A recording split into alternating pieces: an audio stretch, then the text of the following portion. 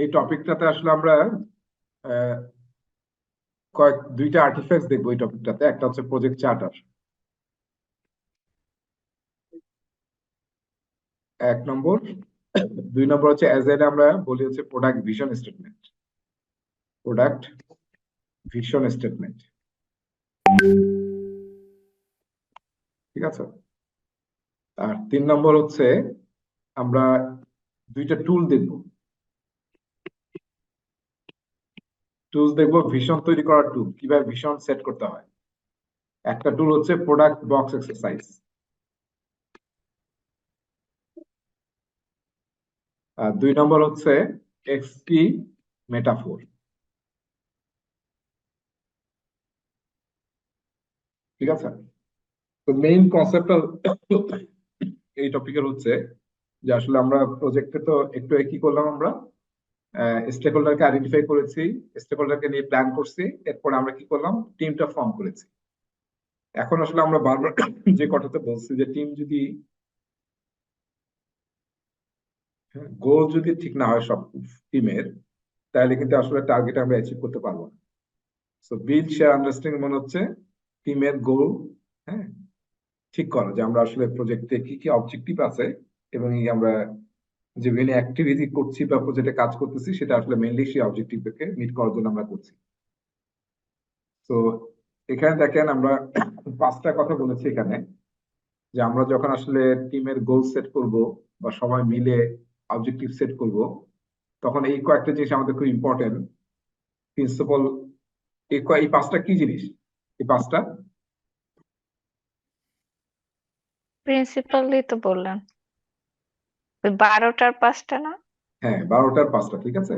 এটা হচ্ছে 12টার পাঁচটা, পিএম এর যে 12টা প্রিন্সিপাল আছে তার মধ্যে এই পাঁচটা প্রিন্সিপাল আসলে এখানে কাজে লাগবে আর কি। হ্যাঁ, সেই জন্য একটু উল্লেখ করেছে। Focus on value, be a diligent, respectful এবং care and steward, navigate complexity, embrace adaptability and resilience. তার মানে অ্যাজাইল হতে হবে। আর আমরা দুইটা আর্টিফ্যাক্টস ইউজ করবো, একটা হচ্ছে project charter, normally predictive project use হয়। আর অ্যাজাইলে আমরা অনেক সময় প্রোডাক্ট ভিশন স্টেটমেন্ট কিংবা প্রজেক্ট ভিশন স্টেটমেন্ট বা সিম্পলি ভিশন স্টেটমেন্ট আমরা ইউজ করি।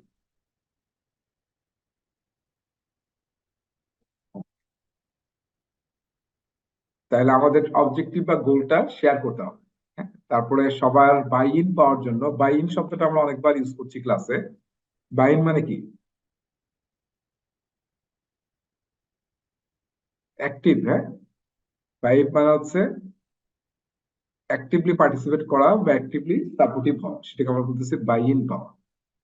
তো সেটা সবাইকে এগ্রি করতে হবে, যারা আমরা কাজ করছি এবং স্টেক হোল্ডার সবাই মিলে এগ্রি করতে হবে যে আমরা কোন অবজেক্টিভ সেট করার জন্য যাচ্ছি, এবং থ্রু আউট দ্য প্রজেক্ট ওইটাকে আফোল্ড করতে হবে। এবং এইটা করার, হ্যাঁ, কোনো টেকনিক্যাল টুল নাই। মেইন টুল হচ্ছে বিভিন্ন পাওয়ার স্কিল ইউজ করা, ঠিক আছে। তো প্রজেক্ট ভিশন স্টেটমেন্ট কিরকম হতে হবে? অবশ্যই ক্লিয়ার হতে হবে, এবং হ্যাঁ, আমাদের অর্গানাইজেশনের যে স্ট্র্যাটেজিক গোল তার সাথে অবশ্যই অ্যালাইন থাকতে হবে, ঠিক আছে। এটা আমরা আগে দেখেছি যে প্রজেক্ট অর্গানাইজেশনের অবজেক্টিভের সাথেই পোর্টফোলিও, প্রোগ্রাম এবং প্রজেক্ট কানেক্টেড থাকে। তাহলে আপনি যখন একটা প্রজেক্টের ভিশন সেট করতেছেন তখন অবশ্যই আপনার গ্রেটার অর্গানাইজেশনের গোলের সাথে যাতে আমরা অ্যালাইন থাকি সেটা এনশিওর করতে হবে। অনেক সময় এটা আসলে আসলে স্পন্সর বা এক্সিকিউটিভ লেভেল থাকে, উপর লেভেল থেকে।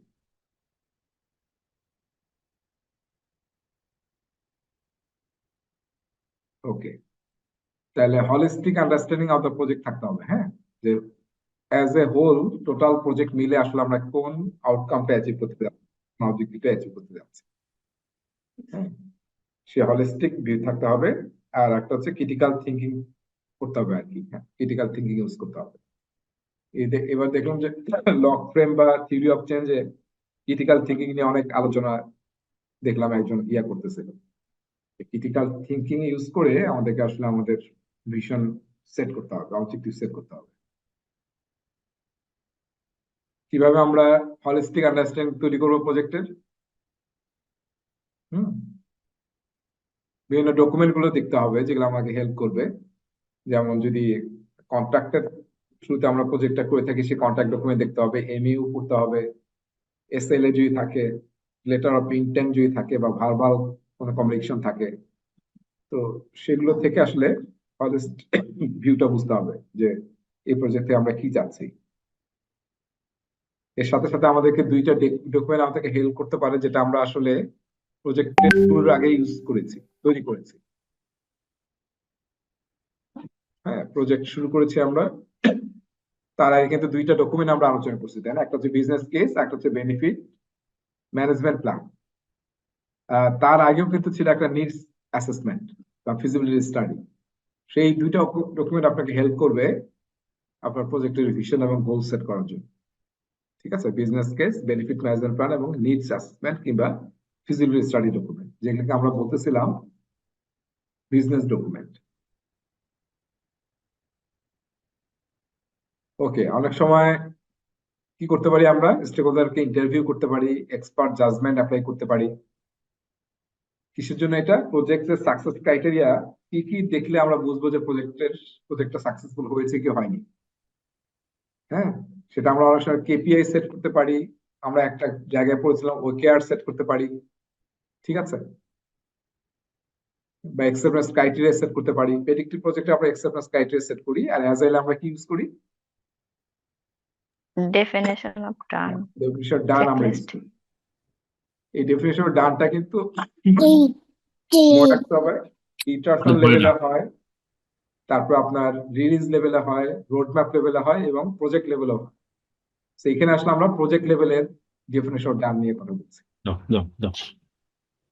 আপনাদের আজকে ক্লাসের পরে আমি একটা অনেক বড় একটা ডকুমেন্ট দেবো। হ্যাঁ, হ্যাঁ, এটা কি, এটা তো করে না, এটা বাবার খাতা। হ্যাঁ, অনেক বড় একটা ডকুমেন্ট দেবো। সেই ডকুমেন্টটা হচ্ছে যে আমি যে স্লাইড গুলো দেখছিলাম, এই স্লাইড গুলোর সাথে কিন্তু অনেক নোটস আছে। আপনারা নিশ্চয়ই জানেন পাওয়ার পয়েন্টের নোট লেখা যায়। সো এই যে স্লাইড গুলোর মধ্যে যে আমরা দেখতে পাচ্ছি, স্লাইড তো খুবই সামারি, এই প্রতিটারে ডিটেল নোট কিন্তু নিচে আছে। এই নোটটা কি আপনাদের দিয়েছি আমি? না, আমরা তো শুধু রেকর্ডিং পাচ্ছি। হ্যাঁ, না, পাওয়ার এই স্লাইড তো সবাই পেয়েছেন না? এই স্লাইডটা তো সবাই পেয়েছি। এই স্লাইডের সাথে আমি আজকে একটা জিনিস দেবো আপনাদের, নোটস গুলো দেবো। প্রতিটা স্লাইডের নিচে দেখবেন নোটস লেখা আছে। হ্যাঁ, যেমন এই স্লাইডটা আমি পড়াচ্ছি না, তার এই স্লাইডের নিচে এই স্লাইডের ডিটেলটা লেখা আছে। তো এই যে আমি ডেফিনেশন ডান বললাম যে এটা শুধু ইটারেশন লেভেলে হয় না, রিলিজ লেভেলে হয়, রোড ম্যাপ লেভেলে হয় এবং ভিশন লেভেলে হয়। তো সেটা কিন্তু এই যে নোটস এর মধ্যে ডিটেল লেখা আছে। তো ওই নোটসটা যদি পড়েন তাহলে আপনার এগুলো সব ডিটেল আপনি পড়া হয়ে যাবে আসলে। হ্যাঁ, যেগুলো আমি ক্লাসে বলছি। ভিশন এস্টিমেট তৈরি করার সময় দুইটা টুল ইউজ করি পরীক্ষায়, এই দুইটা টুল থেকে অবশ্যই একটা প্রশ্ন আসবে। গোল সেট করার জন্য বা ভিশন এস্টিমেট তৈরি করার জন্য আমরা দুইটা টুল ইউজ করি। এই দুইটা টুলই হচ্ছে অ্যাজাইল টুল, কিন্তু আমরা প্রেডিক্টিভ ইউজ করতে পারি, কোনো সমস্যা নেই। প্রথমটা হচ্ছে product box exercise. Product box exercise, সবাই যে আমরা ইয়াতে যাই না, আপনারা যে মেগা শপে যান, মেগা শপে কি আমরা দেখি না যে বিভিন্ন কালারফুল প্যাকেজিং কিন্তু খুব কালারফুল হয়, দেখেছি না? প্রোডাক্ট যে আমরা কিনতে চাই শপে গিয়ে, খুবই কালারফুল প্যাকেজিং হয় এবং খুবই চকচক ঝকঝক হয়, দেখে আমাদের কিন্তু অনেক অ্যাট্রাক্ট করে। আমরা দেখি যে এটা আসলে কি আছে, এবং ওর চাইতে কিন্তু বিভিন্ন কিছু লেখা থাকে। মেইন ফিচার গুলো, সেলিয়েন্ট ফিচার গুলো লেখা থাকে, কি কি ইনগ্রিডিয়েন্ট আছে, কেন এটা আপনার জন্য ভালো, কেন এটা বেস্ট, অনেক কিছু লেখা আছে। এত পার্সেন্ট ছাড়, এগুলো লেখা আছে কিন্তু। এডিশনাল এক্সট্রা এগুলো পাচ্ছেন, তাই না? আমরা প্যাকেজিং।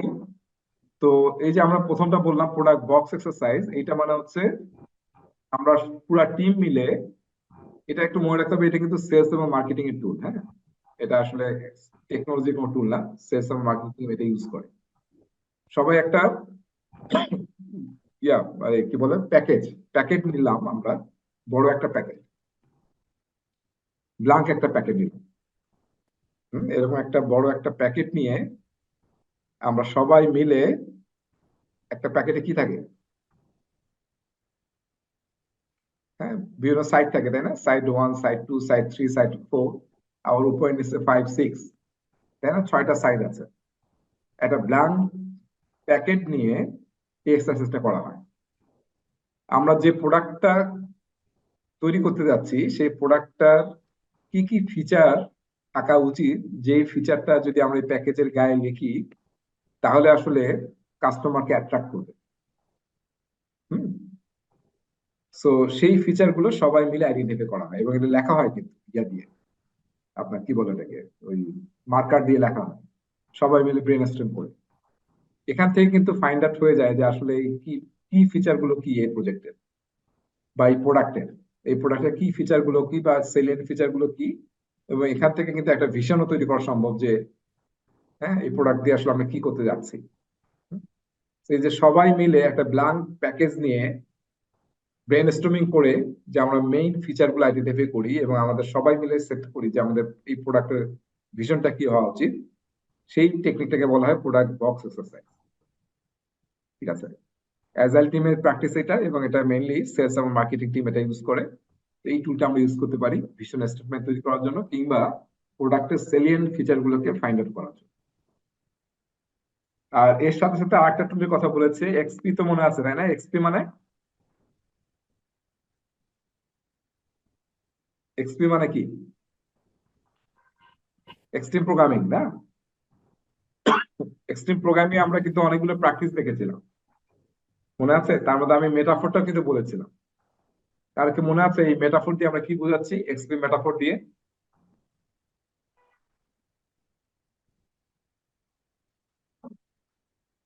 মেটাফোর মানে কি?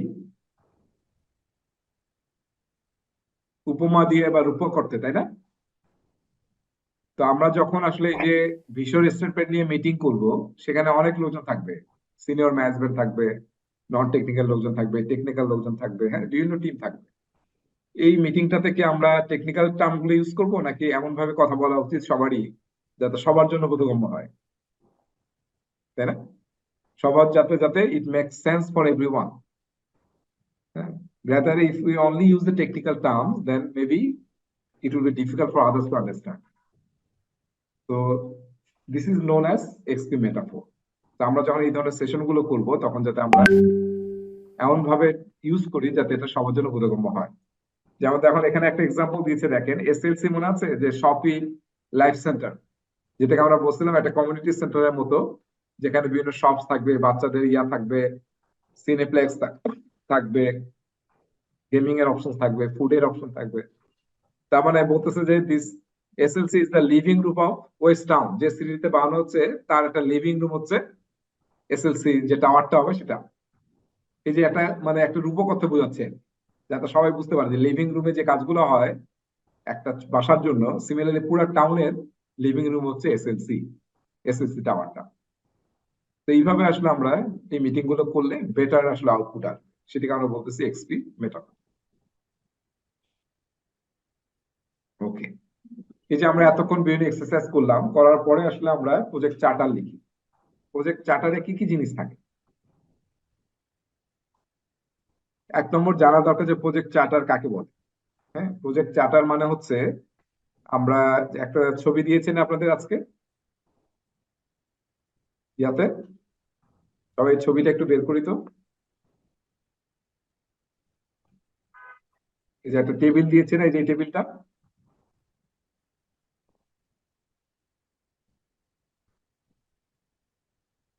সবাই পেয়েছি? আপনাদের হোয়াটসঅ্যাপে দেওয়া আছে দেখবে। তাহলে আমরা হ্যাঁ দেখেন পেয়েছে। আমরা আসলে we are talking about this, আসলে এই যে এটা নিয়ে আমরা কথা বলছি, দেখেন এই যে এইটা নিয়ে যে আমরা প্রজেক্ট চার্টার তৈরি করতেছি। হ্যাঁ, ডেভেলপ প্রজেক্ট চার্টার। চার্টারটা আসলে কি, আমরা কিন্তু এর আগেও একটা স্টেজ দেখেছিলাম যেটাকে আমি বলেছিলাম প্রি প্রজেক্ট স্টেজ। প্রি প্রজেক্টে কিন্তু আমরা বলেছিলাম যে আমরা নিজ অ্যাসেসমেন্ট করি বা ফিজিবিলিটি স্টাডি করি, সেটা থেকে আমরা বিজনেস কেস তৈরি করি, এর সাথে সাথে আমরা বেনিফিট ম্যানেজমেন্ট প্ল্যান তৈরি করি। বলেছেন সবাই প্রি প্রজেক্ট স্টেজে। এখন আমরা যখন প্রজেক্ট শুরু করব তখন আমরা আমরা চার্টার লিখতেছি। হ্যাঁ, চার্টারটা কি? চার্টার মানে প্রজেক্টটা এখন অফিসিয়ালি ইনিশিয়েট হবে, এর আগ পর্যন্ত কিন্তু আনঅফিসিয়াল সবকিছু হচ্ছিল প্রি প্রজেক্ট। এখন যখন এইগুলো সব অ্যাপ্রুভ হয়ে গেছে তখন প্রজেক্ট চার্টারটা মানে অর্গানাইজেশনের প্রজেক্টটা অথরাইজড হলো to start, to take off. ঠিক আছে? ওকে, তাহলে আমরা একটু ব্যাক করি আবার।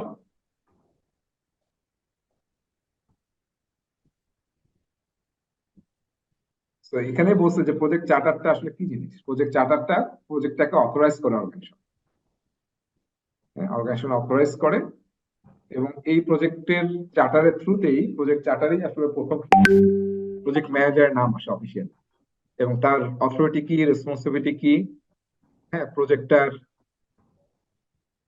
ভিশনটা কি, ভিশন অথবা অবজেক্টিভ কি প্রজেক্টের, প্রজেক্টে জাস্টিফিকেশন কি, কেন প্রজেক্ট আমরা করতেছি, জাস্টিফিকেশন অফ দ্য প্রজেক্ট। তারপর হচ্ছে প্রজেক্টের ডেসক্রিপশনটা এখানে থাকে, ঠিক আছে,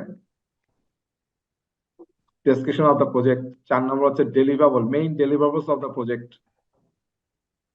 তারপর হচ্ছে overall schedule of the project, কত বছরের বা কত মাসের প্রজেক্ট এটা, কত বাজেটের প্রজেক্ট এটা, কত মিলিয়ন ডলারের, সেটা $5 মিলিয়ন প্রজেক্ট। 7 নম্বর কি স্টেক হোল্ডার কার। 8 নম্বর হচ্ছে এখানে কি কি অ্যাজাম্পশন এবং কনস্ট্রেন্ট আছে প্রজেক্টের, অ্যাজাম্পশন এবং কনস্ট্রেন্ট আছে। তারপরে হচ্ছে 10 নম্বর হচ্ছে যে এই প্রজেক্টের মেজর রিস্ক গুলো কি কি, এখন পর্যন্ত মেজর রিস্ক গুলো কি কি। 11 নম্বর হচ্ছে প্রজেক্ট ম্যানেজার কে, তার রোল কি, রেসপন্সিবিলিটি কি, অথরিটি কি। 12 নম্বর হচ্ছে স্পন্সর কারা কারা, এবং এই ডকুমেন্টটা তাদের সাইন অফ থাকতে হবে, সাইন। ঠিক আছে, নর্মালি একটা প্রজেক্ট চার্টারে এই কন্টেন্ট গুলো থাকে। আমি আপনাদের একটা প্রজেক্ট চার্টার দিচ্ছি আপনাদের একটু দেখার জন্য, খুবই সিম্পল একটা প্রজেক্ট চার্টার। আপনাদের বোধহয় এডিশনাল রিডিং এ আছে, আপনাদের এডিশনাল রিডিং দেওয়া আছে না? হ্যাঁ। এডিশনাল রিডিং এ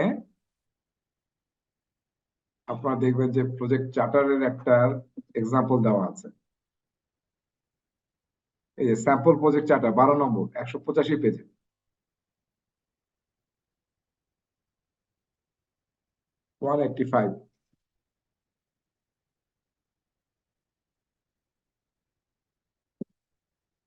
এই যে এটা সবাইকে পেয়েছি এডিশনাল রিডিং এ।